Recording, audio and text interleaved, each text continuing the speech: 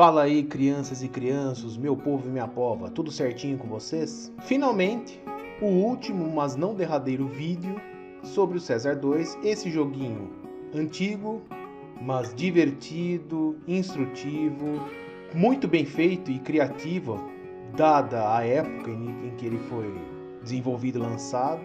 E assim, eu sou suspeito para falar dele, eu gosto muito desse jogo. E uma das coisas que eu gosto nele não é simplesmente a jogabilidade, a ideia, o conceito de criar uma cidade do Império Romano, mas também a própria experiência de viver numa cidade da época. Então vamos lá, no vídeo passado eu criei as muralhas e falei que eu ia mostrar para vocês a cidade um pouco mais avançada, eu não ia mostrar o desenvolvimento dela com vocês. E aqui estamos, com algumas diferenças, eu coloquei mais um hospital e uma biblioteca.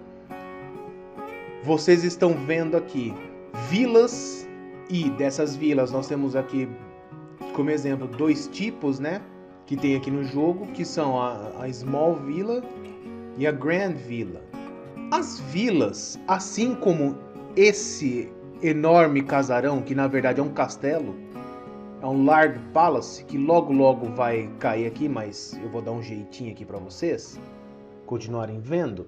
Esses lugares eram onde os patrícios viviam. Os patrícios viviam em palácios e vilas. E o que eram as vilas? Ó, por exemplo, essa vila aqui. As vilas eram, digamos assim, grandes mansões em que o proprietário, o dono, o senhor, o arrendatário dessa propriedade tinha o seu domus, seu domicílio, o seu e de sua família, como também poderia tanto usar parte desse domus como forma de tratar seus negócios, ou alugar um pedacinho da sua área para que outros pudessem fazer comércio ali. Então eram lugares é como se fosse um pequeno condomínio, em que ali não tinham várias casas como hoje os condomínios, mas era uma área relativamente modesta, grande para a época, mas assim, era só gente com grandes condições financeiras e que ali tratavam de seus próprios negócios e também de fazer um local para bem-estar e moradia. Nessas vilas existia também os banheiros, os locais de higiene pessoal. E a água era encanada nessas casas mais alto padrão do terreno. Tanto que o jogo mostra isso de forma que não só as casas vão elevando conforme o terreno, como também os impostos vão aumentando.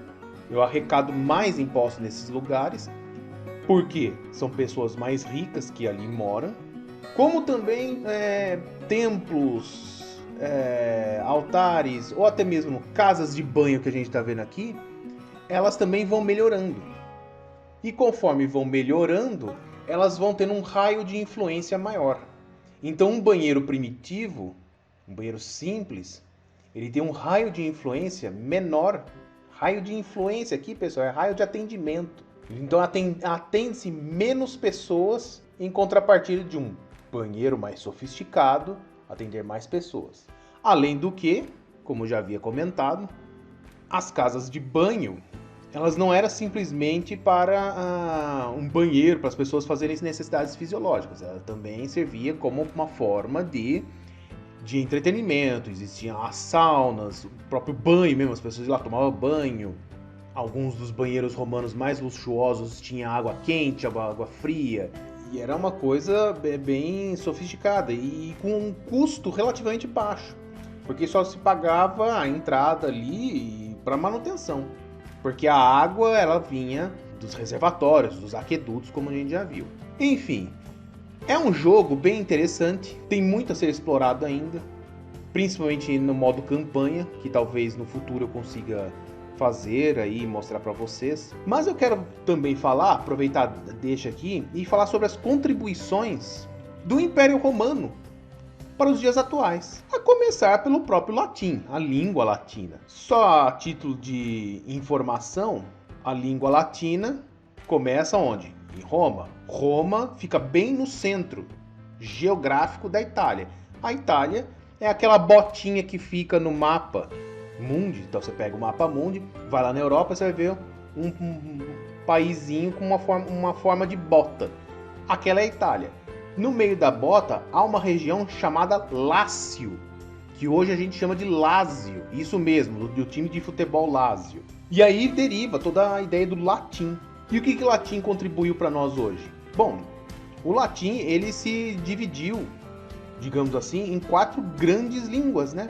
Que é a francesa, a italiana, o espanhol e a língua portuguesa.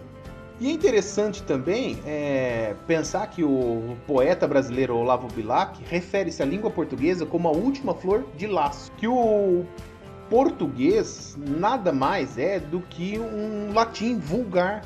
E aí, vulgar, vulgata, significa popular em latim. Então é a coisa do povo.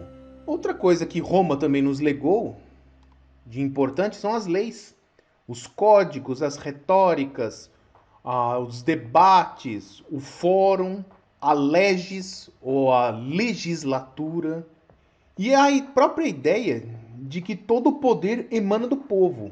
Claro que na época nós estávamos falando do povo romano, é óbvio. Então o povo romano, os cidadãos, tinham direitos assegurados por nascença através dessas leges, dessas legislações, para diferenciar os romanos dos bárbaros. Quem eram os bárbaros? Todo aquele povo que não era romano, que não tinha cidadania romana. Hoje no Brasil essa ideia está expressa aí na Constituição no artigo 1º. Mas perceba, de Roma até Brasil nós tivemos muitos outros filósofos, passando pelos filósofos obviamente romanos, Cícero, Marco Aurélio, Sêneca, Lucrécio, entre tantos outros. Como também na Idade Moderna nós temos aí filósofos como Thomas Hobbes, o próprio Rousseau traz essa ideia de poder emanando do povo. Então, gente, nós tivemos aí a linguagem, sistema de distribuição de água, a forma dos exércitos, a legislação, a política, filosofia. É tão rico que esse império, a história do Império Romano, que não dá pra gente simplesmente abordar em 10 minutinhos de vídeos e achar que esgotamos os assuntos. Por isso eu convido vocês, se tiverem paciência de aprender e quiserem entender mais, a jogar esse jogo ou outros jogos similares também. Nós tivemos César 3, que talvez eu faça um joguinho aí para vocês, para mostrar, né, que ele é um pouco mais evoluído. Nós temos também a arquitetura romana, que mostra muito para nós aí a forma das cidades. Então aqui, ó, mais um exemplo para vocês. Eu vou tirar as ruas romanas. Vou dar um pause aqui.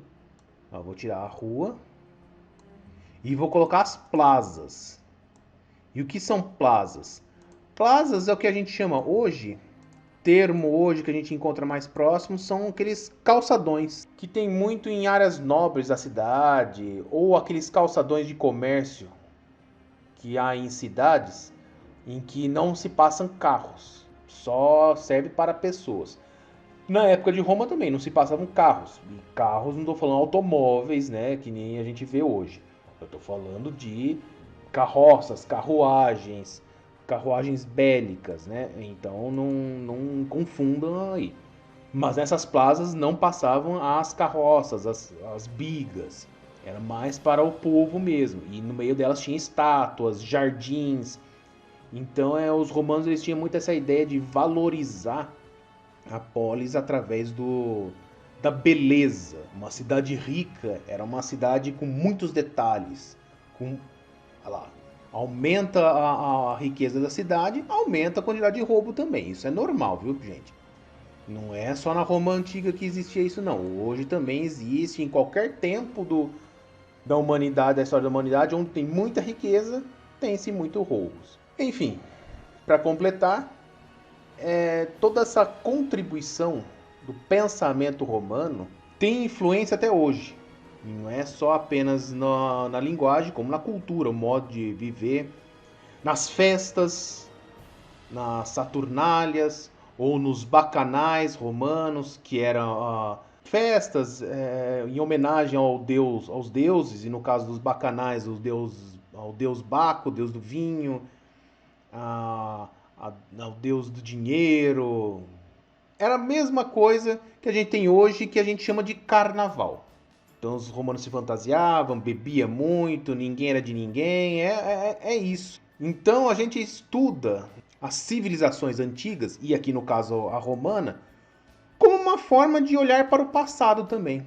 Olhar para o passado nosso, enquanto humanidade, e olhar para o passado dos nossos jogos, pagando um tributo de respeito àqueles que cederam parte do seu tempo e de sua vida para tornar a nossa mais divertida e melhor. Beleza? Gente, antes de terminar, quero fazer um agradecimento aqui aos meus 2 alunos, o Alisson e a Paola, que me dão uns toques, me dão uma ajuda. Eles têm sido, nesse caso de criação de vídeo, a gente inverte os papéis, eles são meus professores. Sou um aluno já antigo, velho, de dificuldade de aprendizado, mas eles têm sido muito valiosos para mim. Então, meu muito obrigado a esses 2 seres humaninhos fantásticos e a vocês que me assistem aqui também.